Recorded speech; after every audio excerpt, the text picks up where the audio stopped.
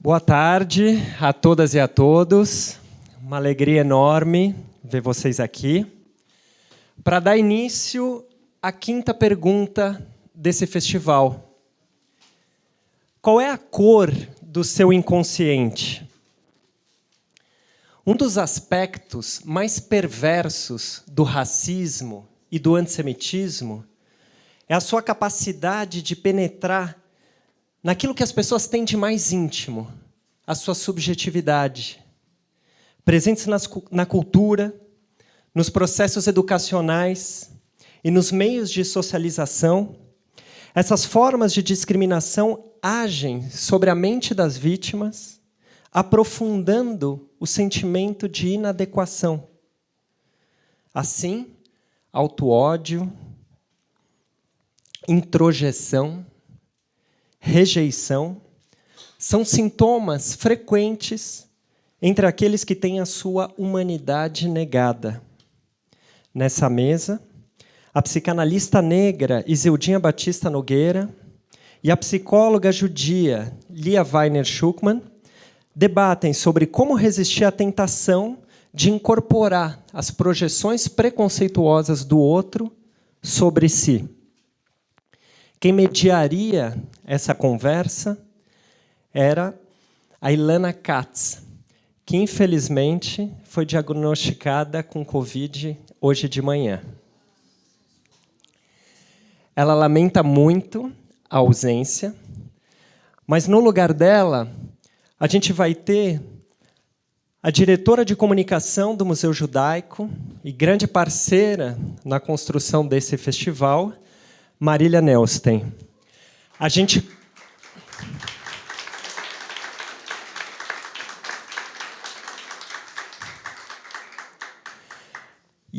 conta com todos vocês para ajudar nessa mediação com perguntas para a mesa. Por favor, Lia, Isildinha, Marília. Vocês viram a responsabilidade, né? Bom, em primeiro lugar, obrigada pela presença de vocês. Sexta-feira à tarde, também me sinto privilegiada de poder estar nessa conversa com essas duas rainhas. Eu vou apresentá-las e a Ilana mandou as perguntas dela. Então, a gente vai começar um pouco com essas perguntas disparadoras da Ilana. Então, a Isildinha é mestre em Psicologia Social pela PUC, doutora em Psicologia no IPUSP, fez sua formação no Ateliê de Psicanálise em Paris, com Radmila Zigorris. Em 2022, foi indicada ao Prêmio Jabuti na categoria Ciência pelo livro Cor do Inconsciente, Significações do Corpo Negro. É psicanalista, pesquisadora e é também presidente da ADAP, Associação dos Artistas da Praça Roosevelt, aqui pertinho. A Isildinha trabalha na SP Escola de Teatro e, entre tantas atividades que conduz, vai dando notícia do seu compromisso com a cidade. Daqui a pouco, ela está lançando Cinema, Psicanálise nas Brechas e chamando todo mundo para o debate que nos interessa. E eu acabei de descobrir que, além disso tudo, ela faz brigadeiros gourmets maravilhosos. A Lia é psicóloga social, pesquisadora das relações raciais. Ela iniciou suas atividades de pesquisa com mestrado sobre identidade judaica. E, no seu doutorado, colocou a ideia de branquitude para trabalhar. Com isso, a Lia se tornou uma das principais divulgadoras desse conceito, que tem sido um operador fundamental para pensarmos a época e nosso modo de habitá-la. Essa pesquisa de doutorado resultou no livro Entre o Encardido, o Branco e o Branquíssimo, Branquitude e Hierarquia de Poder na cidade de São Paulo. No pós-doc, a Lia se dedicou ao tema das relações familiares interraciais. Essa pesquisa está publicada em Famílias Interraciais, Tensões entre Cor e Amor, um livro maravilhoso que também foi traduzido para o francês. Entre as atividades que desenvolve como professora da a Federal de Santa Catarina, a Lia conduz um projeto de extensão, ou seja, de intervenção na cidade, que propõe apoio psicossocial a quilombos e um espaço de aquilombamento para pessoas negras. Essas apresentações foram escritas pela Ilana, então eu sou uma porta-voz. E a Lia também é uma grande amiga. Então, A Helena propôs que a gente começasse essa conversa perguntando da trajetória de vocês, a partir da relação com o objeto de pesquisa. Então, é para vocês contarem um pouquinho como vocês começaram com esse enganche, como cada uma de vocês chegou na questão da pesquisa. Isildinha. Tá ligado? Bom, primeiro, boa tarde a todos, todas e todos. Eu estou surpresa. Eu falei para eles, às 15h nós vamos ter meia dúzia de pessoas para nos ouvir. Na sexta-feira, estou surpresa pelo interesse. Isso é bom, né? É bom saber que as pessoas se interessam por esse tema, né? Por pensar, enfim. Bom, a minha trajetória foi uma trajetória um tanto peculiar, né? Quando eu fazia meu mestrado com a Sueli Ronick, ela me convidou. Eu disse para ela, eu tinha escrito uma carta para Maud Manoni, que é uma psicanalista francesa, para fazer um estágio em Bonneuil, uma escola que lidava com crianças psicóticas, e ela me aceitou. E eu disse para ela, estou indo para a França passar uma temporada lá para fazer um estágio. Ela falou, bom, leva então para mim uma carta para o Félix Guattari. Né, você está indo lá, leva essa carta para mim. Por coincidência, eu fui morar num foyer de estudante, ficava na esquina da casa dele. E eu fui levar a carta e logo nós nos tornamos amigos. E ele me disse, mas o que você quer fazer? Né? Você está terminando o seu mestrado? Eu falei, vou fazer doutorado. Mas você vai fazer doutorado no mesmo tema do mestrado? Não, não vou. O que você quer pensar? Eu falei assim, olha, eu quero estudar a questão da negritude. No Brasil, em psicanálise, a gente não tem nada que possa pensar ou nos esclarecer em torno de como o racismo opera metapsicologicamente no sujeito. Ele olhou bem para mim e falou, mas por que você quer usar a psicanálise para isso? Eu falei, bom, Félix, a psicanálise não serve para pensar os seres humanos, o tempo e a cultura? Ele falou, sim. Então, eu sou a humanidade. Né? E aí ele me convida para ir no lugar dele, vejam só, né? Eu chegando, mal sabia falar francês, num congresso que tinha era um congresso latino-americano de psicanálise que se chamava Psychanalyse sur la Terre. E tinham lá muitos judeus também, porque era um tempo que a Argentina vivia, né, um regime ditatorial horroroso, muitos exilados e brasileiros, enfim. E aí eu falei nesse congresso e ele falou, eu falei para ele, mas o que eu vou falar lá? Ele falou, não, fala o que você está pensando. Você não está pensando em pensar essa questão da negritude, psicanálise? Sim, estou. Bom, então escreve sobre isso e vai falar sobre isso. Mas eu tinha acabado de sair da faculdade, não tinha formação em psicanálise ainda. E aí eu fiz um texto, e a Françoise Dolto, que era uma psicanalista francesa já muito conhecida na época, ela disse, eu não tenho o que dizer. Né? Seu texto é você, seu texto sangra, a psicanálise lhe deve isso. E aí eles me ofereceram, os analistas franceses me ofereceram um jantar, e eu conheci Radmila, Michel Guibal, Pierre Delaunay e tantos outros, né, que me disseram o que eu estava fazendo ali. Eu falei que estava fazendo um estágio na Maud Manoni. A Radmila me convidou para ir morar na casa dela, eu morava num foyer, que o filho estava na África com o marido, e eu fui morar, e ela disse, você quer fazer formação em psicanálise? Eu disse, sim, eu queria, mas no Brasil eu não vou ter muita chance, mas eu quero. Ela falou, então fica por aqui, vai fazer aqui comigo e tal. Né? Aí eu fui fazer os ateliês, e assim comecei a pensar isso há 35 anos atrás. Fiz meu doutorado aqui na USP, né? Queria que a minha tese chamasse Acordo Inconsciente, Significações do Corpo Negro, mas, na época, eu não pude colocar esse título, ficou só Significações do Corpo Negro, porque a minha orientadora disse, não, nós vamos apanhar muito, porque o inconsciente não tem cor. Né? Então, quando eu tive a oportunidade, eu defendi minha tese, logo a banca indicou para publicação, mas não foi aceito tão facilmente. Eu me lembro que fui numa editora que publicava psicanálise, e eles me disseram, esse tema não é do nosso interesse. Então, eu disse, vai ficar na biblioteca da USP. Quando for do interesse de alguém, vai vir na biblioteca e vai pesquisar. Quase 30 anos depois, né? E aí tinham 4 ou 5 editoras interessadas em publicar. Aí sim eu pude colocar A Cor do Inconsciente, né? Lia.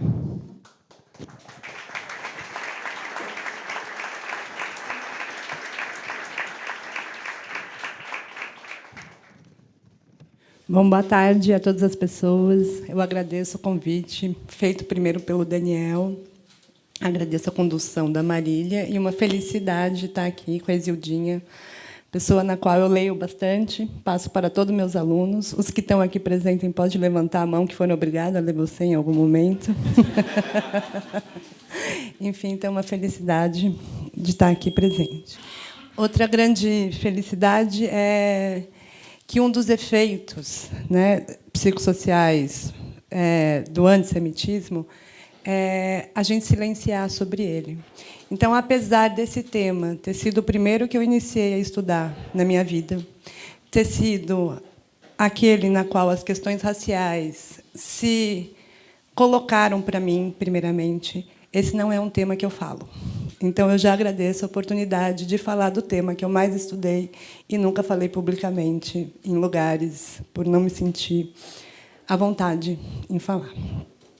Bom, começando por aí, eu inicio contando que a pesquisa sobre as questões de identidade judaica, elas partiram de uma pergunta muito própria a partir da minha vivência. Eu fui criada por uma mãe e por uma avó que são judias sem judaísmo, e na qual parecia que minha avó, por ter ficado em campos de concentração, tinha muita vergonha ou muito horror de ser judia, quase por uma lógica na qual ela achava que ela não deveria ter passado pelo campo, porque, afinal, ela não era tão judia, os outros sim.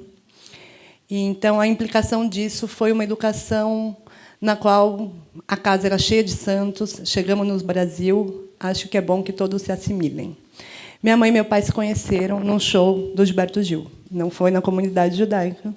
Por acaso, meu pai também era judeu. Descobriram depois do show. E aí, nessa outra família, eu tive uma transmissão judaica um pouco menos de auto-ódio. Ainda assim, eu sabia que eu era judia e não sabia o que isso significava. Mas eu não comemorava Natal, mas também não tinha uma outra comemoração ali em casa. Enfim, quando eu tinha uns 16, 17 anos, eu falei, tá, eu não sou aquilo que quase todo brasileiro é, mas o que eu sou, então? Né? E aí eu fui morar em Israel, porque foi uma procura minha de tentar entender, de alguma forma, o que significaria ali ser judeu. E aí, no mestrado, as questões raciais já estavam bastante fortes para mim. Acho que eu tive uma experiência muito radical, que, quando eu tinha uns 17, 18 anos, eu jogava capoeira, e eu tinha um professor de capoeira, eu encontrei ele numa festa, e ele falou para mim o seguinte, Lia, vamos... Não, eu estava voltando da festa, ele falou, Lia, eu vou te acompanhar porque está perigoso à noite. E a gente foi roubado, eu e ele. A minha bolsa foi roubada. Ele deu um golpe de capoeira para pegar minha bolsa de volta, passou a polícia que estava rondando e a gente foi para a delegacia. E eu tentava convencer que a gente não tinha roubado ninguém e nada funcionava, que a gente não tinha, que a gente que tinha sido roubado. Bom, a gente foi parar na delegacia. O delegado virou para mim e falou: pode ligar para tua mãe vir te buscar. Enquanto o meu colega ficou preso aquela noite. Minha mãe, quando chegou, falou: a gente só vai embora quando o teu colega sair. No outro dia de manhã, ele saiu inteiro ensanguentado e absolutamente todo espancado. Naquele momento, eu tinha certeza que o Brasil tinha criado um criminoso antes de qualquer crime, alguém sob suspeita antes de qualquer possibilidade. Então, essa dupla vivência de ter e saber, de ser de um grupo racializado, mas que aqui no Brasil, neste momento, estava, naquele momento, né, em algum lugar de conforto, pela própria forma do que as relações raciais estabelecem quem é branco e quem não é no Brasil, me fez estar sempre nesse lugar que é uma dupla consciência, de ter sido racializada num lugar de dominação, como transmissão psíquica familiar, e, ao mesmo tempo, saber parte de um lugar de privilégio num país que tem um elogio da brancura. Nesse mestrado, eu queria entender o que tornava alguém judeu sem judaísmo, porque a pessoa não conseguia escapar de ser judeu. Bom, eu entrevistei bastante judeus, perguntando o que era ser judeu para essas pessoas, e dentro de uma gama de respostas, na qual religião, o afeto, a comida da minha avó, a memória histórica, a ética, tinha uma das respostas que me ficou marcado, que é: não tem como não ser. Mesmo quando eu digo que eu não sou, em algum momento, quando as coisas vão mal, alguém me lembra que eu sou judeu. Isso ficou na minha cabeça. Bom, acabou o mestrado, eu escrevi, minha dissertação tem uma parte que é bastante bonita sobre este tema, de a impossibilidade de deixar de ser. E eu falei assim, tá, mas quem é que decide que essa pessoa não pode deixar de ser, né? E isso ficou. E aí a questão ficou muito forte na minha cabeça. Eu falei, mas eu quero estudar algo que no Brasil seja muito forte, de alguém que não pode deixar de ser. E aí eu fui estudar a questão racial antinegro, principalmente para tentar entender quem é aquele que aponta o outro como negro. Nunca tive interesse em entender se há uma imanência do negro no estudo do negro, mas na dominação, ou seja, a partir daquele que decide que o outro não pode deixar de ser negro, que aponta como negro. E aí foi quando eu cheguei nos estudos de branquitude. Bom, acho que é por aí que eu entrei nos estudos na qual estou. Obrigada. Obrigada.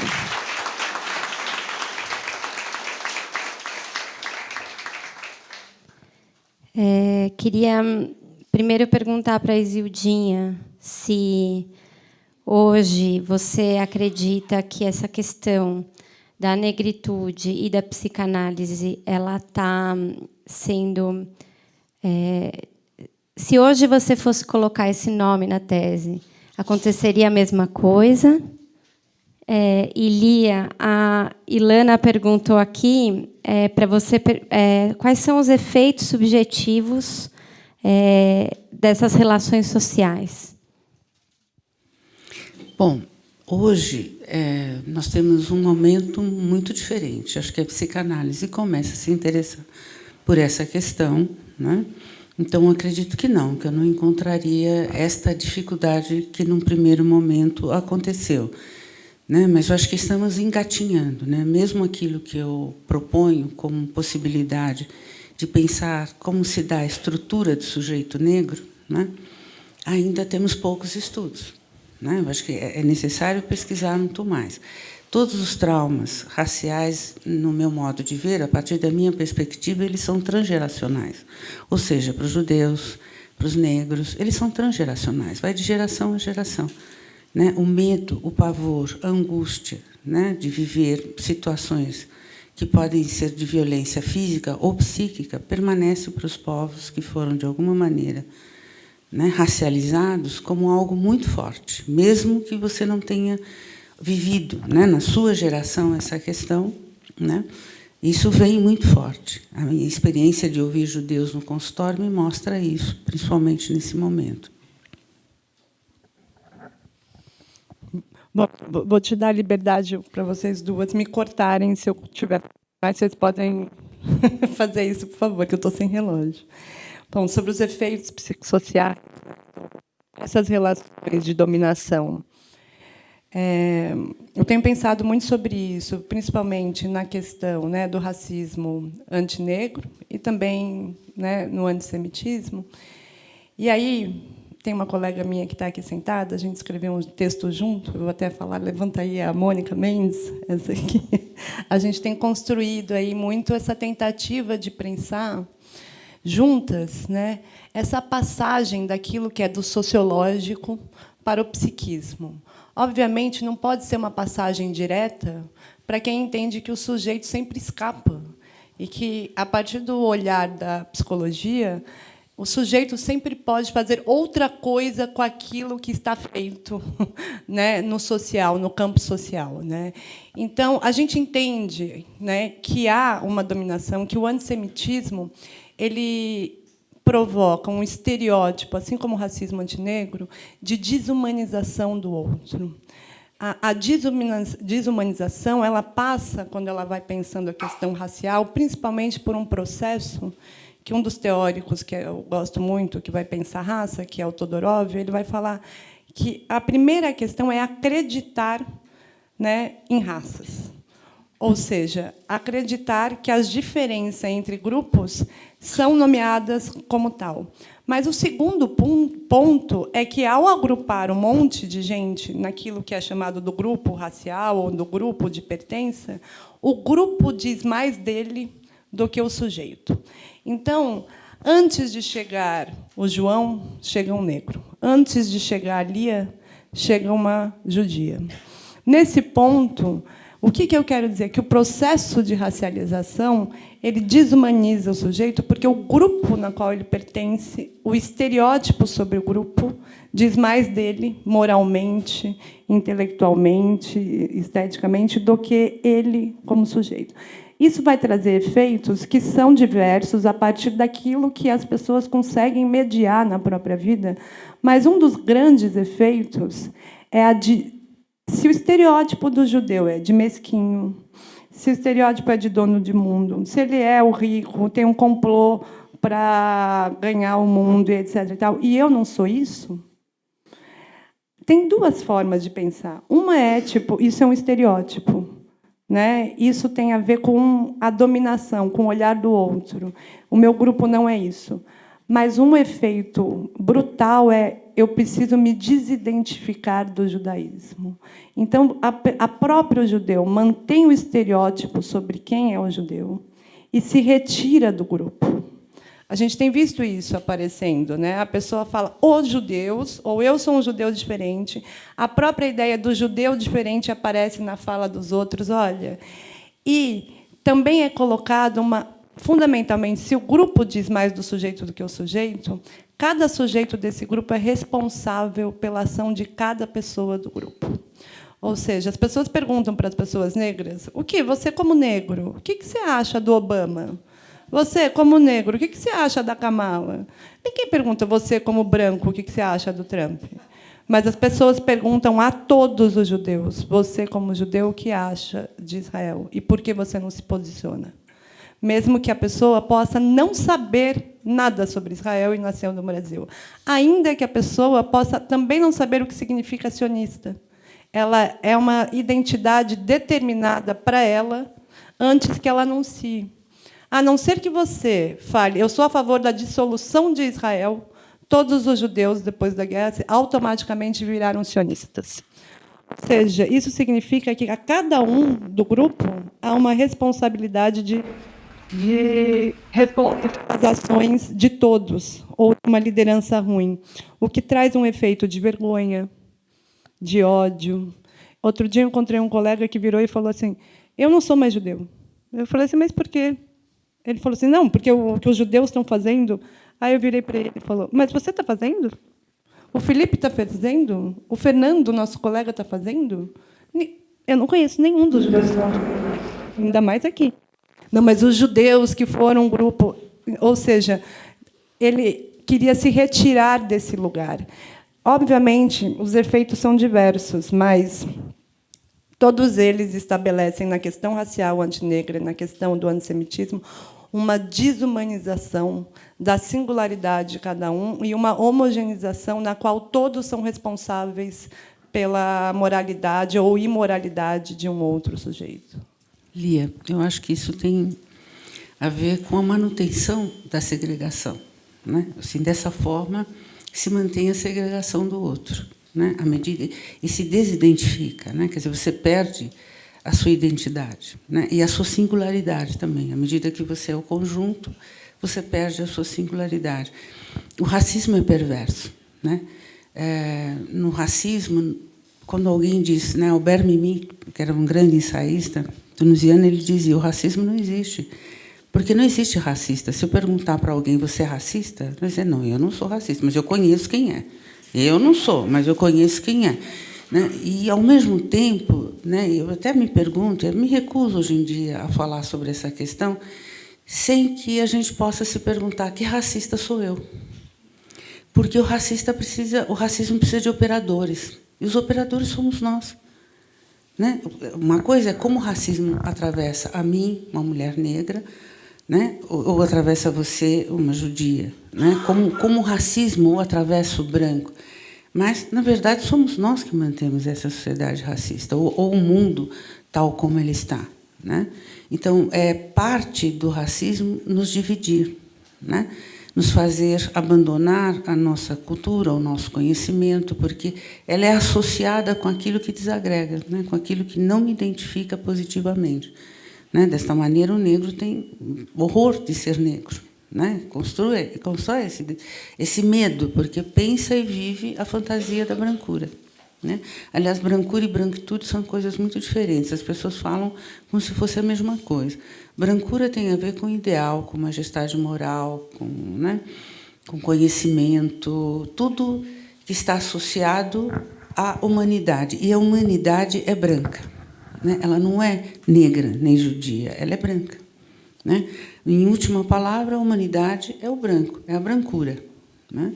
A branquitude é outra possibilidade, né? A branquitude é a garantia de lugar, né? Ela vai além de privilégios, ela não garante privilégios. Os privilégios chegam porque existe um lugar, né? Não chega antes o privilégio, depois o lugar. Não, você só tem privilégio porque você tem um lugar garantido de cidadania, né? Mas acho que esse é um efeito do racismo, né? Nas pessoas, fazer com que elas não se reconheçam nas suas especificidades. O interessante, pensando entre brancura e branquitude, que a questão racial no Brasil, né, muito diferente dos Estados Unidos, da Europa, em que o que define raça é a origem, no Brasil o que define raça é a cor. Sendo a grande maioria dos judeus brancos, né, o judeu ganhou um lugar no Brasil de branco honorário. É um branco que qualquer coisa, se tudo estiver indo mal, ele para de ser. Mas ele ganha os privilégios, benefícios próprios da branquitude. Foi no grupo. Quando chega no Brasil, a sua grande maioria tinha saído do pós-guerra. A diferença brutal entre a questão racial para o judeu e para o negro no Brasil é que o Brasil virou um lugar de conforto para o judeu, de alívio do lugar racial. Ou seja, aqui eu não preciso me carregar a raça, porque tem um processo de tornar o judeu branco no Brasil. E aí é muito... Gente, desculpa, eu tinha botado no mudo. É muito ambígua essa situação, porque aos judeus sempre disseram para eles: se emancipe da questão judaica, né? A Europa cristã era a ideia de que se convertesse, né? A republicana que se integrasse, né? A monárquica, sempre uma ideia de que o judeu tivesse que se tornar esse europeu. Principalmente a nazista extermina, né? Não havia um lugar para o judeu na Europa, porque todas as condições eram que o judeu deixasse de ser judeu para se tornar a ideia francesa, um homem, como se existisse o homem. Nunca ninguém viu um homem andando na rua, viu um francês, um chinês, um japonês, assim. A ideia de homem dessa universalidade francesa é o francês, só que uma ideia de que pudesse se tornar. Então, um não lugar absoluto. E, ao chegar no Brasil, há um lugar. Esse que é os benefícios próprios da brancura. Diferente de nós, que já chegamos aqui desumanizados, nós somos sequestrados. A diáspora é o sequestro dos negros da África. E, para sequestrar e para colocá-los como escravos, nós somos desumanizados, não somos pessoas. E até hoje, né? Acho que a nossa luta é para ter uma inclusão, ter um lugar, né? Os judeus decidiram vir para o Brasil, né? Nós, os negros, viemos sequestrados, acorrentados, né? Exato. Em outra condição. É uma outra condição total. Então, chegamos aqui desumanizados. O Brasil é um lugar de alívio racial para o judeu e é o oposto para o negro. Mas a questão, que eu acho que dos efeitos da subjetividade, é que é um engano judaico essa identificação com a branquitude, na qual, bom, aqui eu posso ser. Porque é o primeiro momento em que algo for dar mal, essa pessoa se torna... É um branco honorário. Ele se torna judeu. Se ele fizer alguma coisa errada, ele se torna judeu. Por isso, uma ambiguidade de um duplo lugar. o lugar, né, do privilégio da branquitude, que é um lugar de opressão no Brasil, de fato, né, de dominação em relação aos negros e os indígenas, né, pensando o racismo estrutural, mas, ao mesmo tempo, uma condição de saber-se judeu, né, e saber que, a qualquer momento, ele pode ser jogado fora, né. Então, é um lugar muito ambíguo, esse lugar ocupado pelos judeus, e que, às vezes, vai fazer com que os judeus se identifiquem totalmente, né, porque um dos efeitos é essa identificação total com a branquitude, e até com uma ideologia quase supremacista branca, que não faz o menor sentido na condição judaica, que, às vezes, as pessoas perguntam, né? Mas como assim, se é judeu, votou no fascista, votou no nazista? Eu falo assim, não é um caminho tão ilógico, é um caminho de se salvar. Aqui eu me salvo da condição judaica, né? Pelo menos numa esperança. Ilusoriamente. Ilusória. Isso aconteceu na Segunda Guerra, né? Os judeus não acreditavam que poderiam ser desumanizados como foram. Né? Acreditavam que poderiam ser considerados cidadãos. Eles eram integrados na sociedade, de repente. Né?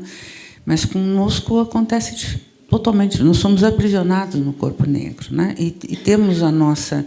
Nós somos um povo diaspórico até hoje.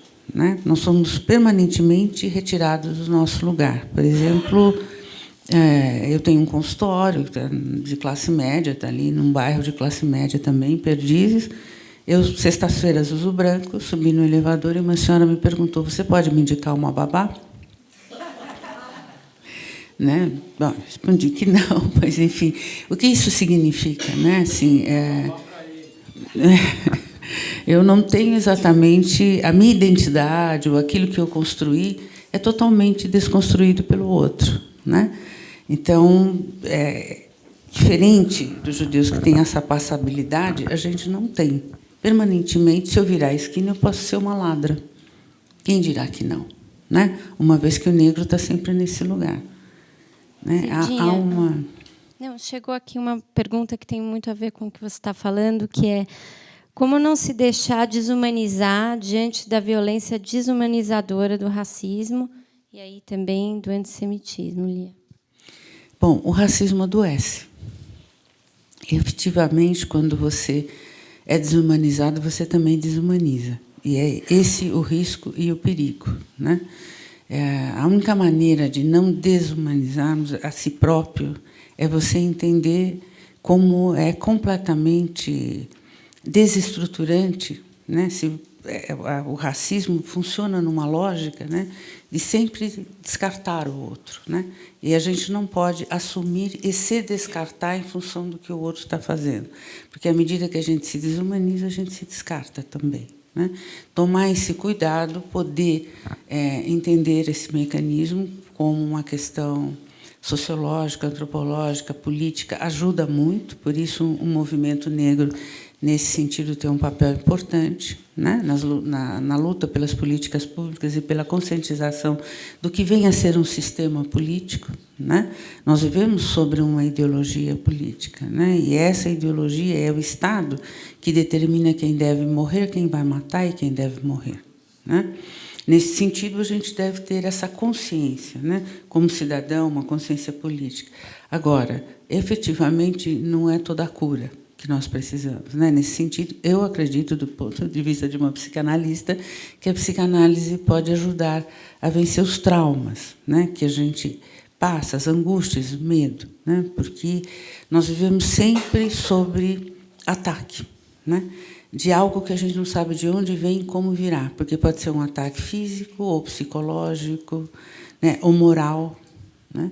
Então, lidar com isto o tempo todo, sem nenhum descanso, isso adoece, deprime. Né? A gente, não é incomum que a gente veja uma pessoa de grande sucesso, negra, que fez uma boa carreira, de repente ela se mata. Né? Tem a ver com isso, tem a ver com esse adoecimento. Então, é tempo da psicologia, a psicanálise, poder se estruturar para entender mais sobre o sujeito negro, né? E poder ajudar nesse momento. Né? Quer comentar, Lia? Eu acho que um dos aspectos mais são muitos aspectos graves do processo de ser desumanizado, né? Mas, fundamentalmente, e aí pensando nas condições para os judeus pós 7/10, né, é que é impossível, né, você, em algum lugar de muita desumanização, também não desumanizar o outro. E essa desumanização do outro, né, ele parte de uma tentativa, né, de proteger a si mesmo. E eu vou tentar explicar um pouco sobre isso, né. Há muitas falas, né, de que os judeus estão se protegendo, né, e que os judeus se autoprotegem, de que precisam se proteger e de que pensam apenas no próprio grupo. Isso eu tenho ouvido reiteradamente, né. E né, das passagens, não é a única, né, de um grupo na qual, por muitos anos, foi exterminado, é também pensar, se eu não ficar me autoprotegendo, eu posso me exterminar. E antes eles do que eu. Né? E isso não é um absurdo de dizer. Mas, o Freud já disse isso, né? O homem é o lobo do homem. Não, tipo, e nesse sentido, às vezes vem, né, um processo tão doloroso que é impossível matar o outro sem matar a si mesmo, sem matar um pouco de humanidade de si, né? Que é tudo isso que faz com que a gente se sinta tão mal com a guerra, né? Com esse processo da guerra, porque ele também mata um pouco de todos nós judeus que apostávamos, né, num sonho, né, de um lugar seguro para todos nós, né? Então, acho que a violência na qual os estados de violência vão se transmitindo um por outro, eles produzem um lugar como esse. Às vezes as pessoas me perguntam como um povo tão violentado pode ser violentador, ou como um povo que foi tão oprimido agora é o opressor. Essa é a pergunta que mais me faz. Eu sempre lembro do Dani falando, mas o que as pessoas acham que é Auschwitz? Escola de direitos humanos? Tipo, as pessoas foram para lá e aprenderam, né, sobre os direitos humanos de todos. A saída mais rápida desse lugar ninguém nos protegeu, ninguém nos ajudou, a gente foi jogado às cinzas. Agora a gente precisa ser um povo forte e proteger nós mesmos. Israel de hoje é o lugar mais lógico, quase, psicologicamente dizendo, desse lugar de uma população, né, que o antissemitismo é sempre uma sombra. E aí, né, um dos efeitos do antissemitismo no sujeito, mas também num grupo como um todo, é ele ser usado como um lugar para a violência, instrumentalizado. O mundo inteiro nos odeia, então a gente precisa ficar cada vez mais forte. É tudo muito ambíguo nesse lugar. Tem uma ilusão nisso também, né? Porque quando você imagina que, sendo violentado, você também vai violentar, né, não tem fim. O ódio demanda ódio. O tema, né, desse festival é de reparar o mundo, né? Como reparar o mundo. E aí, usando essa palavra da reparação, né, eu sei que aqui tem pessoas de instituições de educação e outras instituições culturais também. Como a gente pode suavizar e que atitudes a gente pode fazer na prática, né, para impedir essa introjeção, tanto do racismo quanto do antissemitismo. A gente vê as escolas hoje num super desafio, né, de como na implementação dos projetos antirracistas. A gente sabe também de casos de antissemitismo, e as escolas estão querendo aprender e estão querendo saber o que fazer, né? Eu estava perguntando, né, e aí pensando, né, antes de fazer uma palestra, eu sempre mergulho profundamente no tema. E eu resolvi perguntar, num grupo de WhatsApp, que eu tenho enorme, né, de judeus, quais os efeitos que você acredita que o antissemitismo levou a você. E aí, sem nome, né, teve uma pessoa que respondeu, começando por uma não identificação com o que o mundo chama de judeus. O que ressalta, em mim, uma vergonha em ser associado com o que o mundo chama de judeus. Não é o que eu sou, Não é o que eu me considero. Além disso, me sinto responsável por limpar a imagem dos judeus. É como se eu tivesse que sempre ser boa, é sempre como se eu tivesse que ser o suficientemente generosa, como que eu tivesse sempre que ser além do que uma imagem de um judeu pode ser, porque se a pessoa me conhecer e ver isso, desta forma, talvez ela tire o estereótipo dos judeus. No meu trabalho de famílias interraciais, uma das coisas que eu percebi de uma mágica do racismo é que as pessoas eram capazes de casar com negros, amar negros, ter filhos negros e ainda assim ser racista. Havia uma mágica que era a seguinte: tirar o sujeito do grupo e manter todos os estereótipos contra o grupo. Ou seja, a fala de uma das entrevistadas é: minha mãe pintou meu pai de branco. E essa mãe, na entrevista, falava o seguinte: eu sou casada com um negro, mas ele é muito diferente do que os negros são. Ele estudou, ele trabalhou, etc. E tal. Por que eu estou juntando a fala dessa menina de hoje, que me falou isso nesse grupo, com a dessa entrevistada? Porque talvez a coisa, né, mais reparadora para tanto os judeus como os negros, ao viver, né, sobre o antissemitismo ou viver sobre a égide do racismo, é parar de tentar ser amado. Agora, o mais difícil dentro daquilo que se constitui como humano é parar de tentar ser amado, porque o amor trata-se de reconhecimento. E o reconhecimento na qual todos queremos é o de humanidade, que é retirada com racismo. Então, é como o Fanon fala, que o maior problema no texto sobre o reconhecimento é que é quase que uma repetição compulsória do sujeito de ser reconhecido por aquele que não pode reconhecê-lo. Ou seja, ele quer ser reconhecido pelo branco como humano, o negro, né? Então, ele põe o cabelo alisado, ele põe os ternos, ele põe o terno e a gravata, ele estuda na Sorbonne, ele faz tudo isso, e, no primeiro momento, vamos chamá-lo de negro. A questão é que, se o reconhecimento pudesse ser dado, ele não havia sido retirado anteriormente.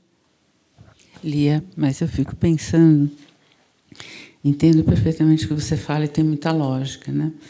Eu acho que a grande dificuldade nossa é conviver com a diferença. A gente precisa falar sobre a diferença. Não somos todos iguais.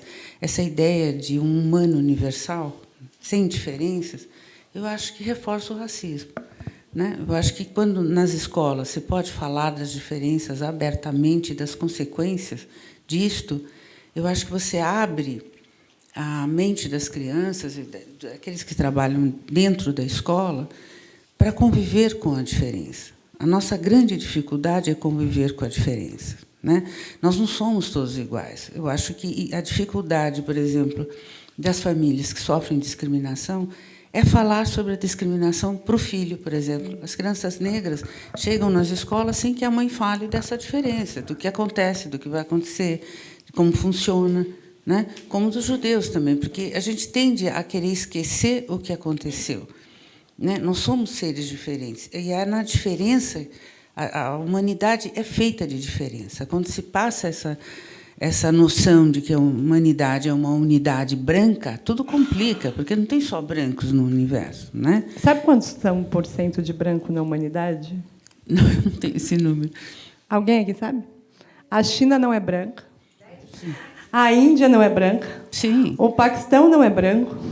Os países africanos e árabes não são brancos. As Américas nativas não são brancos. Os brancos são 18% da humanidade. No entanto, com 90, veja o que o poder faz, né? Uma vez que eles tiveram o poder na mão, e o poder econômico e político, eles mandam no mundo, né? Então, assim, não poder falar ou assumir a diferença é uma questão grave. Não somos diferentes. Então, é preciso aprender a conviver com a diferença. E tudo bem a diferença. Eu não preciso conviver com uma pessoa o tempo todo que pensa como eu ou que seja negro, né? Eu acho que essa questão do identitarismo radical é um problema grave.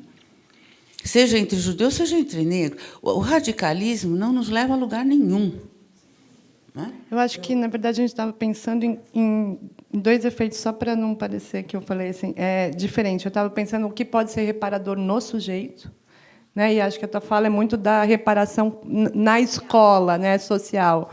E eu estava pensando muito no processo clínico do sujeito, né?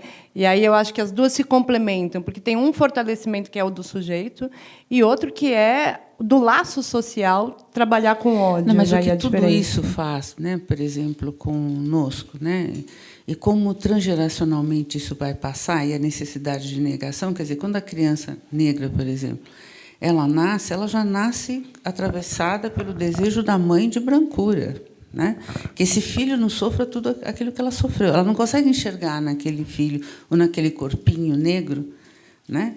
Ela projeta nele o desejo da brancura, né? E para você ter a brancura é preciso que você tenha a condição para a brancura, ser branco, né? E aquele corpinho não representa isto. Então, a criança sofre, né, no meu modo de ver e de pensar, a primeira avaria no nascimento mesmo. Então, quando a gente fala também, né, não, vamos nos amar mais, a gente não aprendeu isso. Como que você vai se gostar quando você não aprendeu a se gostar? Sabe que eu gosto de pensar nessas novas gerações? Porque eu acho que tem uma diferença muito grande, né, que vai passando de geração para geração. E aí eu gosto muito de um texto que eu amo, né, que chama do Stuart Hall, que chama Raça um significante flutuante, né? E, na verdade, os significados sobre raça estão em disputas. E aí tem umas pessoas que eu entrevistei dessa geração muito nova, já filhos de pessoas bastante dentro de movimentos, né, afrocentrada. Tem uma entrevistada, né, minha, que ela era uma mulher negra que nasceu dentro, né, do movimento negro na Bahia, etc. Ela nasceu e realmente ela acha lindo ser negro, não é um falso selfie. E ela acha lindo as pessoas negras, né? E é tão engraçado que é um significante tão positivo da negritude, né, nessa geração mais nova, que elas não conversam com os avós quase no mesmo lugar. Isso pode funcionar ou não, Lia, porque, na verdade, cada um é um. Né? Exato. Vem de uma história, né? E quando se disse, na década de 50, 60, Black's Beautiful, foi uma enorme mudança. Só que o sofrimento permanecia. Permanece o sofrimento, porque, né, ele é da ordem do inconsciente. Né? Em algum momento, a pessoa ela vai, de uma certa forma, né, ter esse sofrimento vai bloqueá-la para a vida. Então, assim, acho maravilhoso isso. E o movimento negro faz isso muito bem. Não acho que é para todos, que é uma saída para todos. Ele tem uma singularização, mas assim me dá uma esperança que pode existir, entendeu? Não, nem todo mundo vai eu acho se que a odiar. gente, sim, mas ao mesmo tempo, né, quer dizer, não é nem você não odeia a si, você odeia o corpo que tem, né? Significações do corpo negro, acho que fala muito disso, né? Porque o sentido e o significado atribuído a esse corpo é muito pesado. Né? Se livrar disso não é uma coisa fácil. Eu gostaria que fosse, mas não é. Né? É difícil, porque você vive sob ataque o tempo todo. Então, mesmo quando você tem uma... Né, você pensa que, bom, eu sou linda e está tudo bem, não é bem assim. Né? Porque você se depara o tempo todo com isso. Mas isso ajuda, evidentemente ajuda você se olhar de um outro lugar. Mas... Eu quero ter esperança, eu sou mãe de filhos negros. E por enquanto eles estão se achando lindos. Eu sou poliana e esperançosa, eu também acho. Agora, eu não acho que a gente possa negar isto. Né? Eu acho que negar é pior. É como a gente vê as propagandas hoje, que me deixa um pouco... As propagandas dos negros nos lugares dos brancos, por exemplo, de banco, de carro maravilhoso. Quando a condição real, como que vai fazer aquilo? Né? É meio falso isso. Isso é perigoso, porque dá uma ideia falsa de que você pode estar nesse lugar, ocupar esse lugar, quando você não ocupa, quando você não tem nem como chegar lá. Né? Então, obviamente, eles colocam negros maravilhosos nas propagandas, só que a realidade não é essa. Chegou uma... Primeiro, eu só queria dizer que está muito maravilhosa essa conversa, vocês não acham? Chegou aqui uma pergunta da plateia, e aí, se eu não souber falar direito, a pessoa pode levantar e me corrigir. Como explicar ou o que dizer quando entre nós há a existência do self-hated Jew, né? Esse judeu que ou nega a sua condição ou odeia ela, ou de um Sérgio Camargo, por exemplo, que também é ex-presidente da Fundação Palmares, que também tinha falas e atitudes racistas, né? Então, assim, é o judeu antissemita, de algum jeito, e o negro racista. É lamentável, porque a história do Sérgio Camargo, uma história que eu conheço muito bem, porque os pais dele eram vizinhos dos meus tios. Pai e mãe, militantes.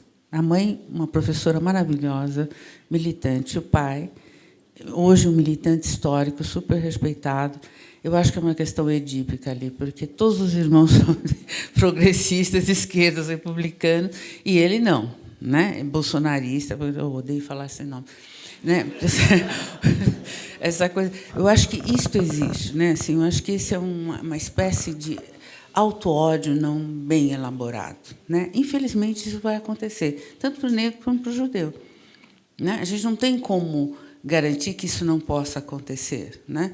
Mas é um suicídio que eu acho que ele fez, e acho que o judeu também, quando é antissemita, né, é um suicídio de si mesmo, da sua história, do seu povo, da sua própria condição. Lamentavelmente, vai existir, porque são seres humanos. E nós não pensamos todos iguais, né? Mas eu acho que tem uma questão bastante subjetiva, quase narcísica, de salvar a si mesmo, da imagem estereotipada de ser judeu. Logo, né, no sentido, a gente tem algumas figuras públicas que têm, né, se sobressaído nesse lugar, que o ataque delas ao que elas nomeiam como judeus, e hoje muito, quase como sinônimo, né, chamar sionista como sinônimo de judeu, e aí eu vou defender a tese por que sionista tem ocupado um lugar de judeu. Porque o Lula diz o seguinte: eu sou a favor de 2 estados. Ninguém chama ele de judeu, de ato falho, de sionista. Também. Ou seja,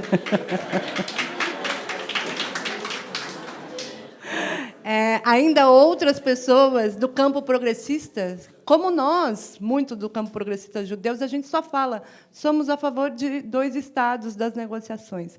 Falou 2 estados negociação, o ataque é que somos sionistas, que não é falado a nenhum outro campo político. Então, se só o judeu é sionista, ao falar que é a favor de 2 estados, essa palavra, obviamente, está suplementando aquilo que é judeu. Então, a gente tem visto esse fenômeno hoje, que só é um bom judeu aquele que anunciar publicamente que é a favor da dissolução do Estado de Israel, né? No campo progressista, esse é o sujeito que se salva. E ninguém sabe fazer tão bem isso quanto um judeu. Por isso que, quando o judeu resolve ser um antissemita, ou um negro, um racista, eles sabem fazer melhor do que ninguém. Por quê? Eles simplesmente subjetivaram tudo, né, e todo o sentimento de ser olhado como aquilo que não quer ser-se. Então, para se livrar daquilo, obviamente, a radicalidade tem que ser maior, porque ele está sobre a belinda de ser acusado daquilo. Então, ele precisa rapidamente parecer o oposto. Então, os melhores antissemitas são os judeus tentando se escapar de ser judeus, assim como os melhores racistas, no sentido, né, são aqueles tentando escapar. Mas aí tem uma questão que é fundamental para não parecer. Esse negro e esse judeu também vai sofrer racismo e antissemitismo no momento grave. Por exemplo, o Sérgio Camargo não deixou de sofrer racismo, assim como outros judeus que tentam se escapar, não deixam de sofrer antissemitismo no primeiro minuto que eles não concordam mais com aquilo que está sendo beneficiado para o grupo de poder. Então, vale dizer que, mesmo quando um judeu é antissemita ou quando um negro é racista, na verdade, a gente chama isso de reprodução, porque ele não ganha nada com isso. Quer dizer, ele ganha, assim, tipo, uma salvação narcísica. Mas, se tiver um campo de concentração, ou se a polícia parar para matar, essas pessoas também vão ou para o campo ou são assassinadas pela polícia racista no Brasil. Ou seja, É complicado chamar, porque o racismo é uma estrutura de poder. Aquele que não tem o poder de, né? Por isso que a gente chama de reprodução do racismo, ou reprodução do antissemitismo, ou antissemitismo introjetado, auto-ódio, ou, né? Porque ele não tem a mesma dimensão da relação de poder. Chegaram muitas perguntas aqui, ainda bem. Acho que essa, Isildinha, a Lia também pode comentar. Se os traumas raciais são transgeracionais, não há escapatória para as próximas gerações? A emancipação é uma utopia? Eu quero crer que sim, né? À medida que a gente entende hoje como isso vai se dando, né, talvez a gente consiga elaborar melhor esse traumático e lidar melhor com essa situação, né? Eu quero crer que sim, que haja uma saída, que seja possível, né? Por enquanto não tem sido, né? E é tão visceral, né, que mesmo quem não passou pela Segunda Guerra, por exemplo, ou novas gerações, ou a minha geração, né, a gente traz inconscientemente os medos e as angústias que os nossos sofreram, né? Porque a questão é inconsciente, a gente não tem esse controle sobre, né? Mas, à medida que a gente vai pensando, questionando e se reposicionando, eu acho que há a possibilidade de que o tempo possa nos trazer melhores condições de saúde psíquica mesmo, porque isso nos afeta profundamente, né? Eu vejo a angústia hoje no meu divã de uma geração de judeus que não viveram, né, os horrores da Segunda Guerra, e, no entanto, eles estão deprimidos, com muito medo de dizer que são judeus, né?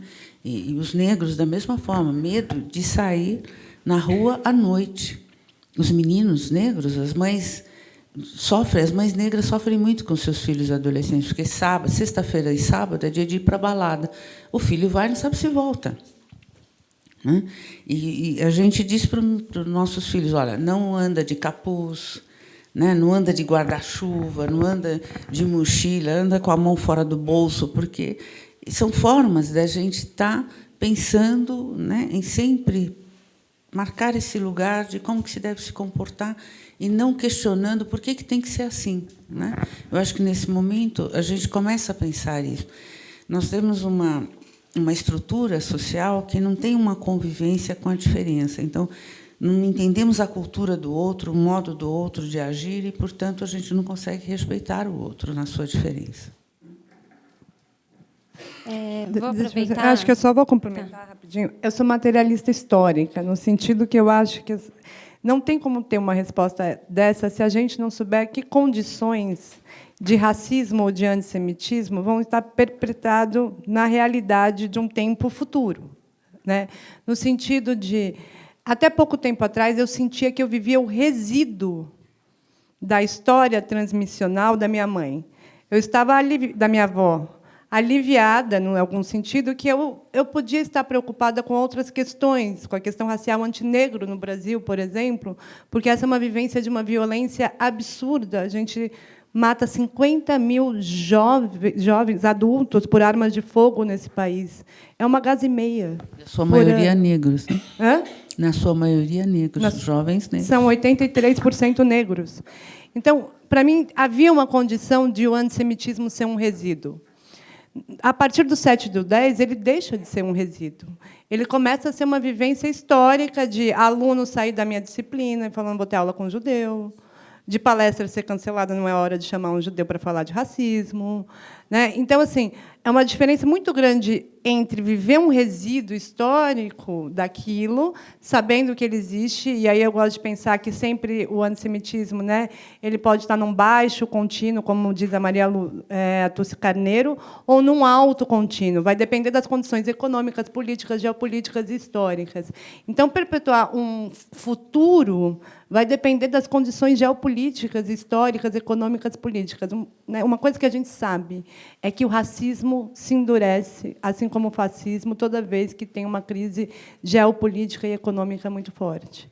Então, a pergunta sobre o futuro vai depender de que mundo nós vamos construir, principalmente para as crianças negras no Brasil, como vamos conseguir lutar contra o racismo, porque a experiência da transmissão inconsciente psíquica, ela não mata, agora a polícia mata. Né?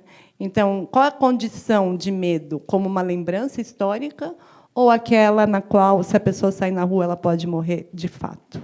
É uma condição muito diferente. Né?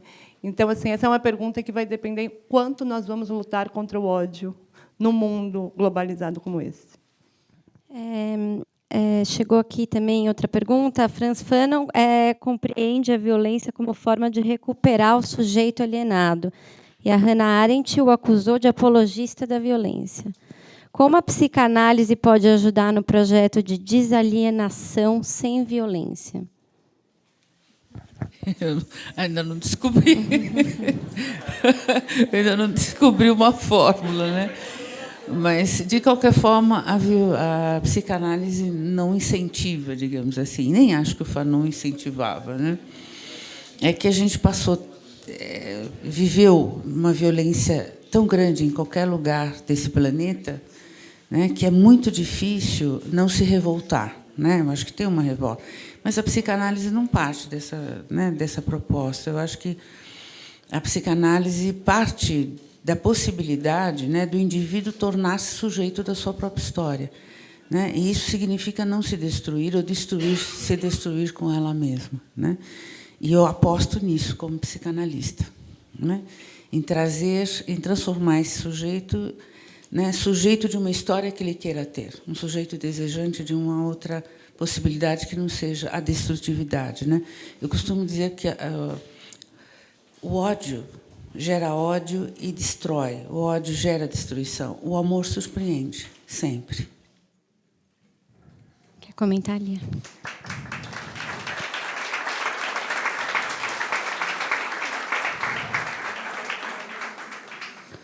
Acho que esse livro do Fanon é Os Condenados da Terra. O segundo capítulo do livro chama Da Violência.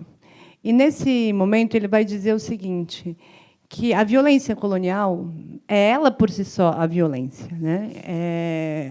A colonização, por exemplo, se a gente for pensar dos povos, que ele vai chamar de condenação, os condenados da terra, ao instalar a metrópole naquilo que seria a colônia, obviamente, rouba terras, extermina povos, etc., etc. Então, o que ele nomeia a violência a próprio processo de colonização. E a questão que está posta, inclusive para a gente pensar Gaza hoje, etc., e tal, é do segundo capítulo que ele vai pensar como a tradução para português do primeiro livro era da violência, mas ele chama de contra-violência, que seria uma resposta dada à violência colonial. A questão que está posta é o seguinte, que ele vai falar que a violência primordial é a colonização. Essa seria uma resposta. Mas o processo primeiro, não é pela violência material, mas sim um processo que ele vai chamar de matar o colonizado dentro de si, porque ele é a pessoa que realmente, de fato, pensa nos processos subjetivos, né, de estar colonizado. E aí ficou uma questão muito central, que violência é essa que ele fala? Porque ele vai realmente lutar em Argélia, ele vai realmente, de fato, ser alguém que está lutando contra, né, a colonização a partir de formas que ele é possível. E eu acho que a gente pode, só pensando, né, na questão que a primeira noite, com o primeiro autor, né, daqui, trazendo um pouco para pensar a questão judaica, fala, quando a gente deixa as pessoas tão sem condições econômicas, políticas, sem nenhum futuro, sem nenhum projeto de vida, a violência é uma saída. Ou seja, quanto mais a gente desenvolver a sociedade, a dignidade para todos, a possibilidade de vida, a humanização para todos, a violência não é o que sobra. Então, a própria condição de ser violento, ela também é dada quando não sobra mais nada, quando a tua própria vida quase não vale mais nada. E a pergunta, né, como é que uma sociedade pode pensar que ela pode se organizar de forma pacífica, deixando uma população tão sem futuro, pensando no Brasil, tão sem projeto de vida. Não se acaba com a violência, por exemplo, no caso do Brasil, colocando o carro blindado, né? A gente sabe disso. E a gente pode pensar isso também para Gaza, né?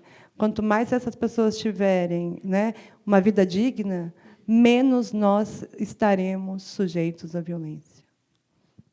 Aplausos, por favor.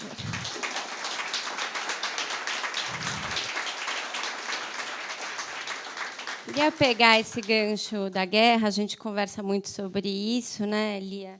E ontem a escritora argentina, Ariana, ela comentou como ela se sentiu traída como judia pelo seu campo político depois do 7 de outubro, né?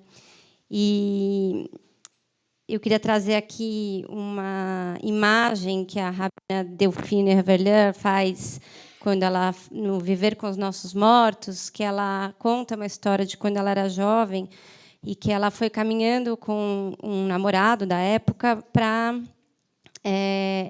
ver o comício do Yitzhak Rabin na praça. E lá, ao longo desse caminho, ela foi percebendo que ela não amava mais aquele namorado. E quando ela chega na praça, enfim, vocês sabem a história, o Rabin é assassinado, e ela fala uma definição que eu queria saber se vale, né, Lia, para você e para, enfim, muitos dos que estão aqui. Eu posso ler um pouquinho? Ela fala o seguinte: me perguntei o que eu tinha depositado nesse amor e nessa utopia, nessa viagem que me levara para tão longe de onde eu nasci. Lá vi que as gerações anteriores me transmitiram os projetos abortados daqueles que me trouxeram ao mundo, os resíduos estilhaçados de esperança que eu pretendia consertar, as línguas misturadas e tudo aquilo que eu tinha tentado fugir.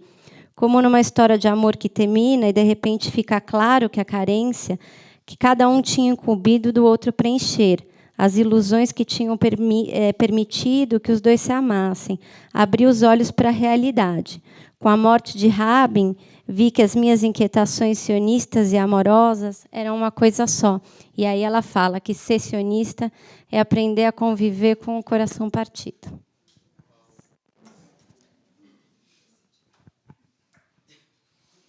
Bom, vamos lá.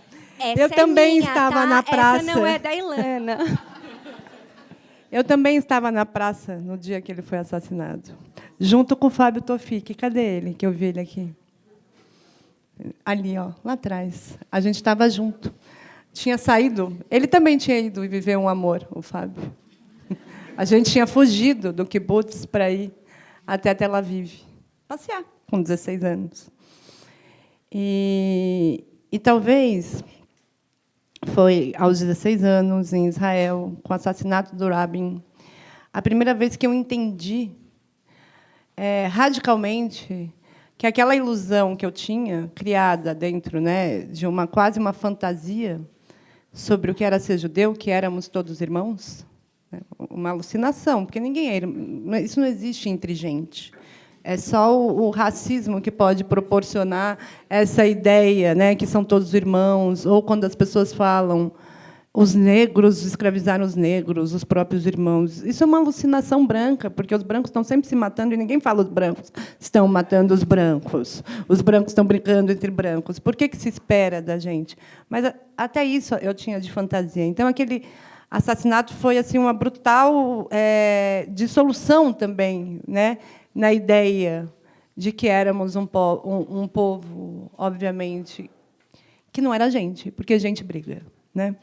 E eu acho que o sionismo, ele, nesse sentido, quem ainda aposta nele, né, ele é um lugar, né, que a gente pensa, absolutamente, ele é um lugar que apostou numa segurança para nós judeus, um refúgio para nós judeus, e que, ao mesmo tempo, não se concretiza da forma, né, em nome dele é feita tanta violência.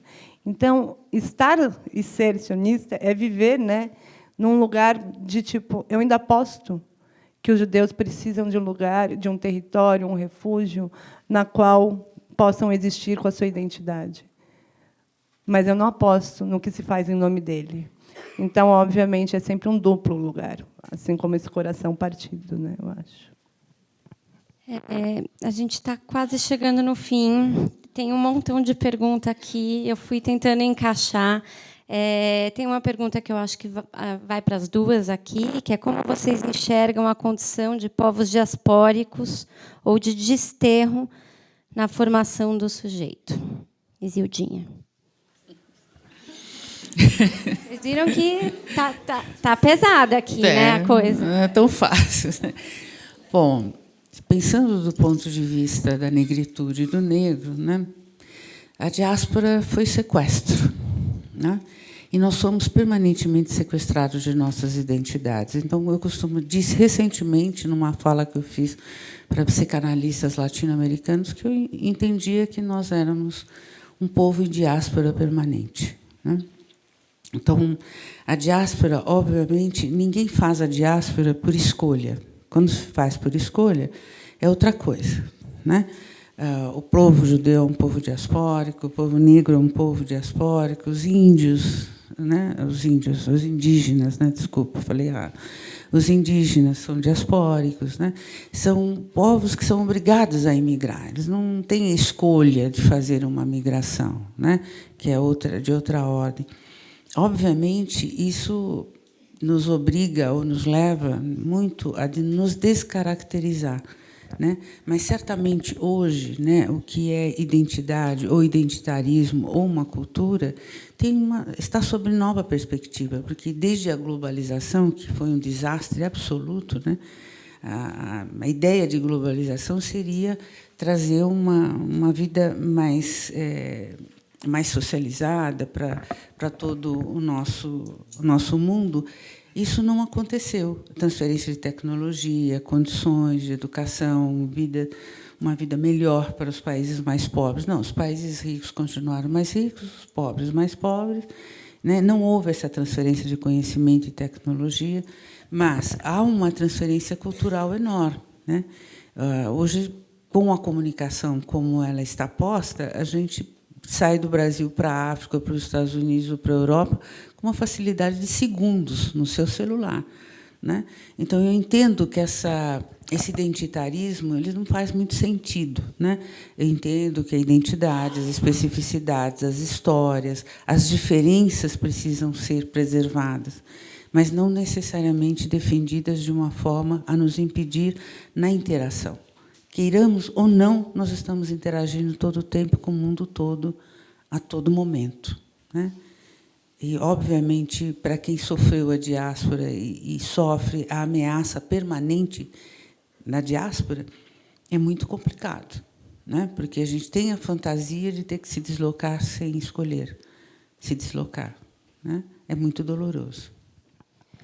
Lia? Bom, acho que eu podia escrever uma tese sobre o conceito de diáspora, então vou tentar ser rápida. Né? Mas a diáspora, né, até 48, para os judeus, assim como a diáspora também para a população negra, ela é o próprio conteúdo da identidade, né? Porque ser negro só se faz em diáspora.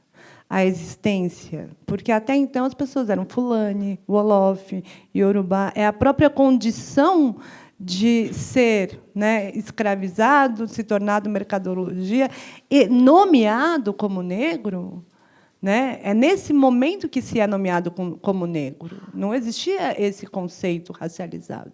Então, é a própria diáspora a condição de racialização e da condição negra, o conteúdo que produz essa identidade como né, uma unificação. Agora, no caso dos judeus, até 48, a diáspora era a condição judaica, quase. Né? A gente não tem história. Eu lembro da minha avó falando: eu tenho um desespero com móveis, porque nunca se herdou móveis. E isso vai transmitindo psiquicamente, que eu tenho um quadro lá em casa que eu quero me livrar, mas não pode. Não, a história do quadro eu vou contar porque ela é interessante. A minha avó tinha quadros. na Iugoslávia. Quando os alemães entraram, o apartamento dela virou o QG dos alemães em Belgrado. E roubaram todos os quadros, roubaram todas as coisas, etc. E tal. Bom, ela chegou no Brasil, ela tinha, além da questão, né, de ter vivido a guerra, uma questão de ter saído da classe social que ela estava e tinha empobrecido. E aí tinha uma questão de não ter móveis. E ela queria voltar a ter quadros. Bom, fez o que fez, não sei o que, etc. E tal, ganhou lá, conseguiu comprar um quadro, que ela queria um quadro. Quando minha avó estava morrendo de câncer, etc. E tal, estava sem dinheiro, eu falava, avó, vende o quadro. É um quadro meio de valor. Não podia vender o quadro, porque aquele quadro era o significado de ter recuperado a possibilidade de ter algo. Bom, passou para minha mãe o quadro. Aí minha mãe estava com câncer, sem dinheiro, a gente também não estava, assim, tinha que tratar. Gente, vamos vender esse quadro, pelo amor de Deus. Eu estou contando uma piada, mas não podia vender o quadro. Agora eu estou com um quadro na minha casa.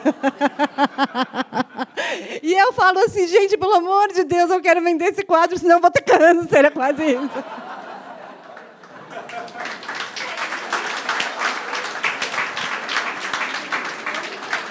Gente, seguinte, a mesa acabou. Queria agradecer o público pelas perguntas, agradecer também as nossas intérpretes de Libras, a Vânia Montalvan e a Gabi Martins.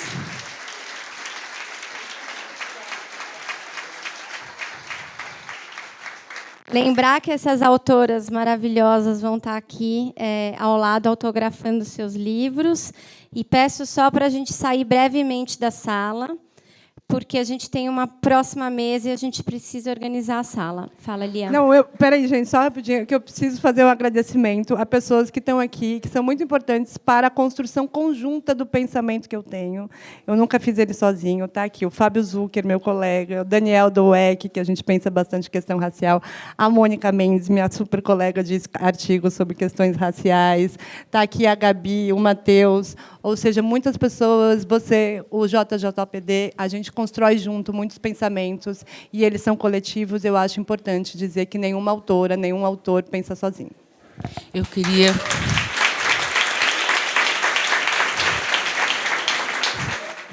queria agradecer primeiro essa plateia maravilhosa, né? Que consegue, na sexta-feira, né, tá aqui. Queria agradecer minhas duas queridas amicíssimas e sócia Natália Gola e Karine Guelka, que estão aqui, que me acompanham sempre, que me apoiam. E agradecer o Daniel pelo convite, a comunidade judaica por pensarmos juntos esta questão. E dizer para vocês que pouco se fala nisso, mas um dos meus heróis, grandes heróis, Martin Luther King, tinha um grande amigo, que era rabino, que eu não sei falar o nome dele, mas eu gostaria que o Daniel pudesse pronunciar. Bom, já falou. Né? E que foi muito importante para a luta dos direitos civis. Né? Quando a gente se une, coisas boas acontecem. Eu gostaria muito que essa parceria pudesse seguir vida fora. As nossas diferenças não necessariamente nos separam, mas podem nos unir e nos fortalecer. Obrigada, gente.